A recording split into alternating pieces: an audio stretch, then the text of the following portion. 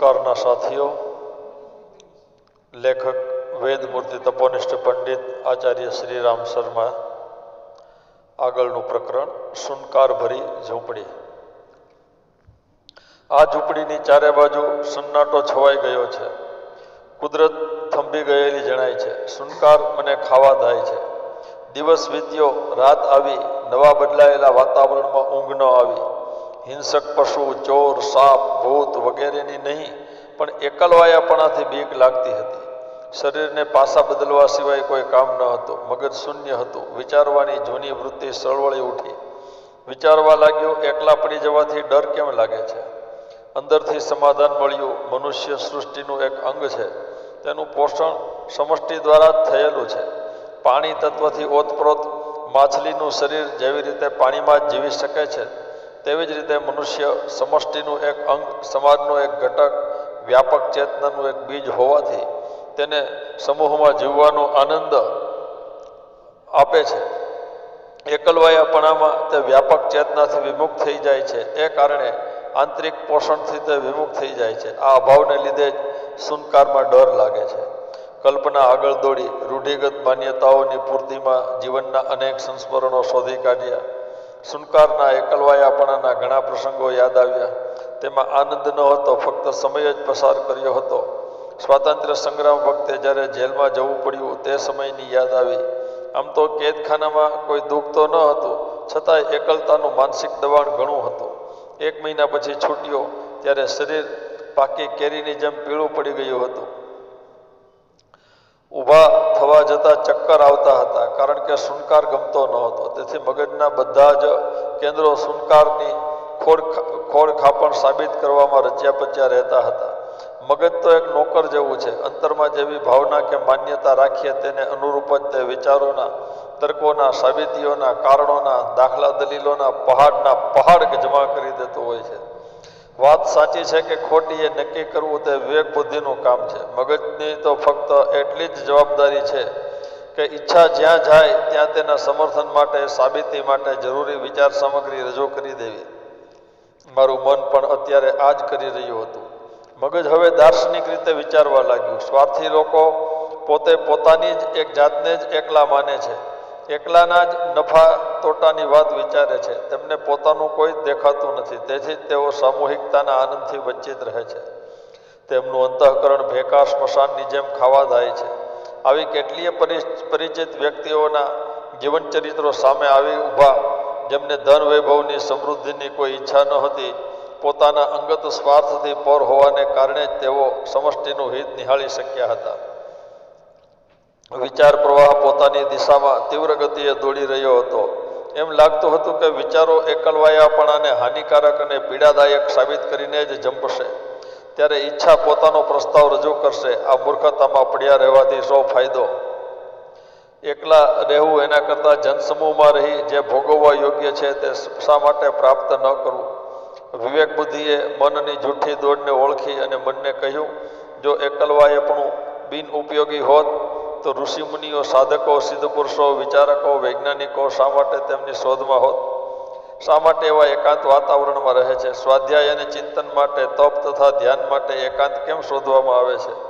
જો એકાંતનું કોઈ મહત્વ ન હોત તો સમાધિ, સુખ અને આત્મદર્શન માટે શું કામ એની શોધ થઈ હોત? દૂરદર્શી મહાપુરુષોના અમૂલ્ય સમય શા માટે એકાંતમાં વેડફાયો હોત? લગામ ખેંચવાથી જેમ ઘોડો ઊભો રહી જાય છે, તેવી જ રીતે એકલવાયાપણાને દુઃખદાયક સાબિત કરનારો વિચાર પ્રવાહ થંભી ગયો. નિષ્ઠાએ કહ્યું, જે શક્તિ આ માર્ગે ખેંચી લાવી છે તે ખોટું માર્ગદર્શન નહીં આપે. ભાવનાએ કહ્યું, જીવ એકલો જ આવે છે અને એકલો જ જાય છે, એકલો જ પોતાના શરીરરૂપી ઓરડીમાં બેસી રહે છે. આ નિર્ધારિત એકાંતમાં તેને કંઈ એકલાપણું લાગે છે? સૂર્ય એકલો જ ચાલે છે, ચંદ્રમા એકલો જ ઉગે છે, વાયુ એકલો જ વહે છે, તેમાં એમને કંઈ દુઃખ છે? વિચારો કરવાથી વિચારો ઉડી જાય છે. માનસશાસ્ત્રના સિદ્ધાંતે પૂરું કામ કર્યું. અડધી ઘડી પહેલાં જે વિચારો પોતાનો પૂર્ણ અનુભવ કહી રહ્યા હતા તે કપાયેલા ઝાડની જેમ ફસડાઈ પડ્યા. વિરોધી વિચારોએ તેમને હરાવી દીધા. આત્મવેત્તાઓએ એટલા માટે જ અશુભ વિચારોને શુભ વિચારોથી કાપવાનું મહત્વ દર્શાવ્યું છે.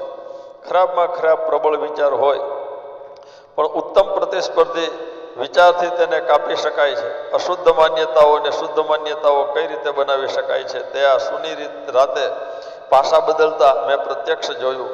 હવે મગજ એકાંતની ઉપયોગિતા, જરૂરિયાત અને મહત્તા પર વિચારવા લાગ્યું.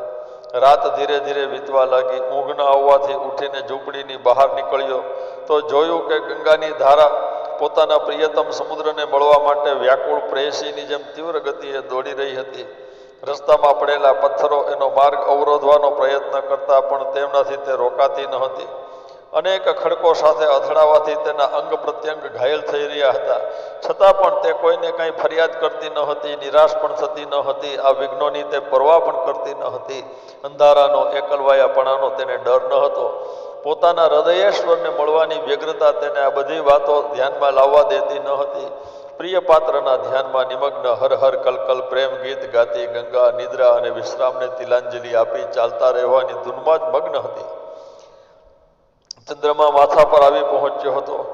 ગંગાની લહેરોમાં તેના અનેક પ્રતિબિંબ ચમકી રહ્યા હતા. જાણે એક બ્રહ્મ અનેક શરીરમાં દાખલ થઈ એકમાંથી અનેક થવાની પોતાની માયા રચી રહ્યા હતા. દ્રશ્ય ઘણું જ સોહામણું હતું. ઝૂંપડીમાંથી નીકળી ગંગા કિનારે એક મોટા પથ્થર પર બેઠો અને અનિમેષ આંખે તે સુંદર દ્રશ્યનો લહાવો લેવા લાગ્યો. થોડીક વારમાં ઝોકું આવી ગયું અને તે ઠંડા પથ્થર પર જ ઊંઘ આવી ગઈ. એવું લાગ્યું કે તે જળધારા કમળના ફૂલ જેવી એક દેવકન્યાના રૂપમાં ફેરવાઈ ગઈ. તેની અલૌકિક, શાંત અને સમુદ્રના જેવી સૌમ્ય મુદ્રાથી એવું લાગતું હતું કે જાણે આ પૃથ્વીની બધી જ પવિત્રતા એકત્રિત થઈને મનુષ્ય દેહે ઉતરી રહી છે. તે નજીકના જ એક પથ્થરના ટુકડા પર બેસી ગઈ. આ બધું જાણે હું જાગ્રત અવસ્થામાં જોઈ રહ્યો હતો. તે દેવકન્યા ધીમે ધીમે અત્યંત શાંત ભાવથી મધુર અવાજે કંઈક કહેવા લાગી. હું મંત્રમુગ્ધ થઈ એક ચિત્તે સાંભળવા લાગ્યો. તે બોલી, હે મનુષ્ય દેહધારી આત્મા, તું આ નિર્જન જંગલમાં પોતાની જાતને એકલો ન માનીશ. દ્રષ્ટિ ફેલાવીને જો, ચારે બાજુ તું જ વિખરાયેલો પડ્યો છો. ફક્ત મનુષ્યો પૂરતો તું તારી જાતને બાંધી ન દે. આ વિશાળ સૃષ્ટિમાં મનુષ્ય પણ એક નાનું પ્રાણી જ છે અને તેનું પણ કોઈ એક સ્થાન છે, પરંતુ તે સર્વસ્વ નથી. જ્યાં મનુષ્ય નથી ત્યાં શુનકાર છે એવું કેમ માની શકાય? બીજા જળ ચેતન જીવો પરમાત્માને તારા જેટલા જ વાલા છે. તું શા માટે તેમને તારા ભાઈઓ નથી માનતો? તેમનામાં તારા જ આત્માનું દર્શન કેમ નથી કરતો? તેમને તારા સાથીઓ કેમ નથી માનતો? આ નિર્જન સ્થાનમાં મનુષ્ય તો નથી પણ ઘણા જીવો મોજૂદ છે. પશુ પક્ષીઓ, જીવજંતુઓ, પતંગિયા, વૃક્ષ, વનસ્પતિઓ જેવી અનેક યોનિઓ આ ગિરિકંદરાઓમાં નિવાસ કરે છે. બધામાં જીવ છે, આત્મા છે, ભાવના છે.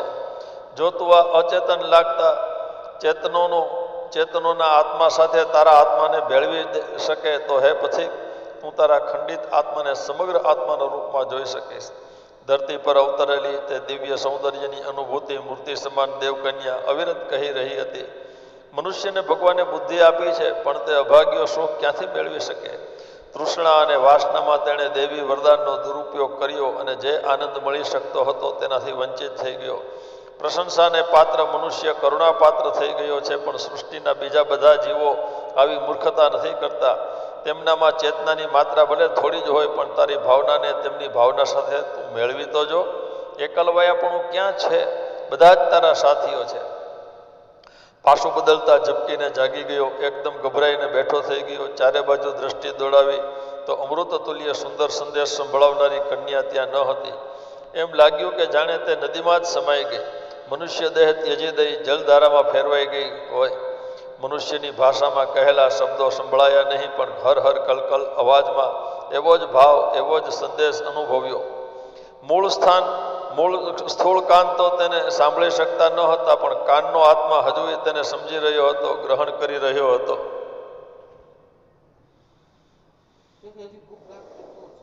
સ્થૂળ કાન તો તેને સાંભળી શકતા ન હતા, પણ કાનનો આત્મા હજુ તેને સમજી રહ્યો હતો, ગ્રહણ કરી રહ્યો હતો.